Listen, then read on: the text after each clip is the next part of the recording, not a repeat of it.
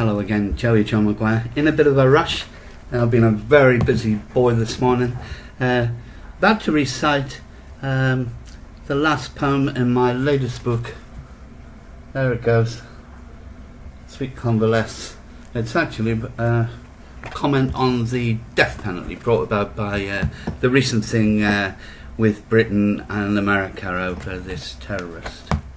Yeah, which I have my own views on. But anyway, here's a slight comment on it. It's called Farewell to Old Sparkey and Co. Few innocents have seen justice shamed here.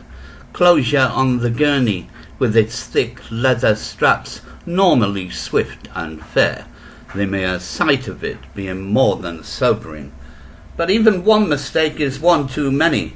The headlines, murdered by the state, by some being justified, of which there is a part of me that agrees.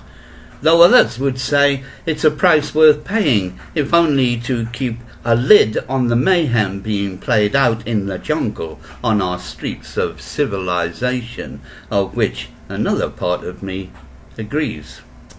Old Sparkey, the gas chamber, the noose, vile tools of execution from the past, now thankfully banished to the archives, no longer in use. Its lethal injection now delivered by the pressing of a button. All that remains is for the state to step down from its role as executioner, leaving the decision to enforce the death penalty to the prisoner himself, by putting his finger on the button, ending the finger-pointing accusations of it being murder. I'm not of religious ilk. Pretty much streetwise, I believe what goes around will eventually come around. An eye for an eye, a tooth for a tooth.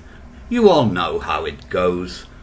Only then my conscience kicks in, plunging me into a moral dilemma I'm sure you've all experienced, reminding me that this is not a rehearsal.